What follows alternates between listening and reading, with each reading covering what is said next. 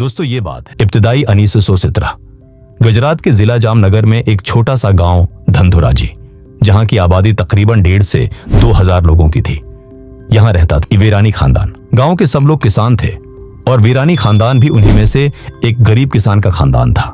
उनके पास साइकिल तक नहीं थी, जहां जाना होता पैदल जाना पड़ता। पूरे गांव में बिजली भी नहीं थी। लोग इसी तंगदस्ती में जीवन गुजार रहे थे। गर्मियों के दिनों में कभी कभार कोई बाहर से गोला बेचने आता तो बच्चे 5 पैसे का गोला खा लेते, मूंगफली खा लेते। गांव वाले अपनी जमीन पर फसल लगाते और जो कुछ मिलता उसी से दिन की 2 रोटियां खा लेते। लेकिन एक बार ऐसा हुआ कि बारिश ही ना हुई और उनकी सारी फसलें सूख गईं। फिर 2 महीने बाद बारिश आई तो उम्मीद जागी और दोबारा बीज बोए, मगर फिर बारिश ने धोखा दिया और इस बार भी सारी फसल बर्बाद हो गई। अकाल की नौबत आ गई। जरा सोचो दोस्तों, ऐसे गांव में रहने वाला, ऐसी हालत में जीने वाला एक 15 से 16 साल का लड़का आगे चलकर अरबपति बन गया। ये कहानी सुनने में नामुमकिन लगती है, मगर यह हकीकत है।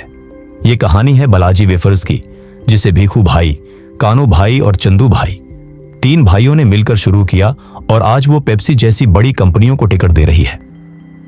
बालाजी वेफर्स का सालाना रेवेन्यू आज 6,000 करोड़ रुपए तक पहुंच चुका है। कभी सोच सकते हो दोस्तों कि आपका भी इतना बड़ा बिजनेस हो? नामुमकिन सा लगता है, लेकिन असल में सब शुरुआत से होता है।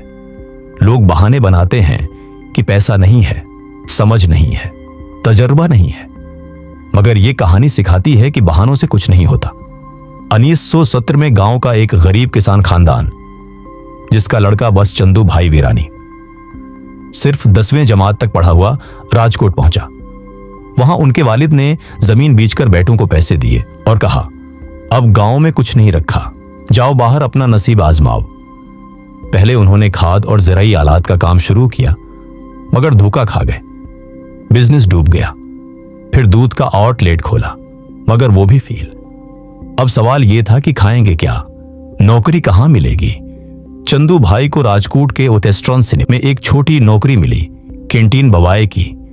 वहीं से कहानी का पहला सबक मिला, कोई काम छोटा बड़ा नहीं होता, मेहनत ईमानदारी से करो। वो कैंटीन चलाते हुए साथ में पोस्टर लगाते, टिकट चेक करते, हथी की टूटी हुई कर्सियां भी मरम्मत करते। उसी दौरान उन्होंने देखा कि कस्टमर्स में सबसे ज्यादा डिमांड पोटैटो वेफर्स, टचअप्स, कोलाकिस की है, मगर सप्लायर वक्त पर और क्वालिटी के साथ सामान नहीं दे रहा था। उन्होंने सोचा क्यों ना खुद ही आलू के चिप्स बनाए जाएं। 1982 में घर के सहन में शील्ड लगाकर फ्राइंग शुरू की। कई रातों तक जाकर ट्रायल करते रहे और आखिरकार बेहतरीन टेस्ट डेवलप किया। 1984 में उन्होंने अपना ब्रांड लॉन्च किया। शुरू में दुकानदार तंग करते, आधे खाए पीक्ट वापस करते, झूठ बोलते कि पैसे दे दिए, मगर उन्होंने हिम्मत नहीं हारी। साइकिल पर बैग बांधकर गांवों गांवों बेचा, फिर मोटरसाइकिल और रिक्शा पर। आहिस्ता आहिस्ता शहर भर में नाम हो गया। 1989 में 50 लाख का कर्ज लेकर उन्होंने राजकोट में गुजरात का सबसे बड़ा पोटैटो वेफर्स प्लांट खड़ा किया। चंदू भाई का कहना है, कामयाबी के लिए धुन जरूरी है। अगर दिल लगाकर एक चीज में फोकस करोगे तो कोई बड़ी कंपनी भी तुम्हें हरा नहीं सकती।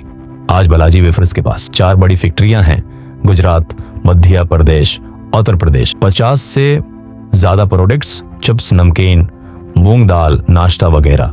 7,000 मुलाजमीन, यूएई, ऑस्ट्रेलिया और अमेरिका तक एक्सपोर्ट, और ये सब कुछ फैमिली यूनिटी के साथ। उनका उसूल है सया, कभी कस्टमर पर प्रोडक्ट थोपो मत, ऐसा प्रोडक्ट बनाओ कि कस्टमर खुद डिमांड करे। आज भी उनकी फैमिली रोज दोपहर एक साथ खाना खाती है।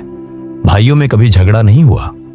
उनका मानना है, मेरा कहने से महाभारत हुई, तेरी कहने से रामायण बनी। यानी टीम वर्क और कोऑपरेशन सबसे जरूरी है। दोस्तों, बालाजी वेफर्स की कहानी हमें 5 बड़े सबक देती है। 1. अक्रम ही धर्म है, कोई काम छोटा बड़ा नहीं। 2. चिंता नहीं, चिंतन करना है, हर मसले में हल तलाश करो। 3. कूद पड़ो, ज्यादा सोचो मत, एक्शन लो। 4. धुन जरूरी है, फोकस और लगन से आगे बढ़ो। 5. सेल नहीं, शुरू से गए कस्टमर सेटिस्फेक्शन ही बिजनेस की जान है। दोस्तों, अगर ये कहानी आपको इंस्पायरेशन लगी तो कमेंट्स में बताएं कि आपने क्या सीखा।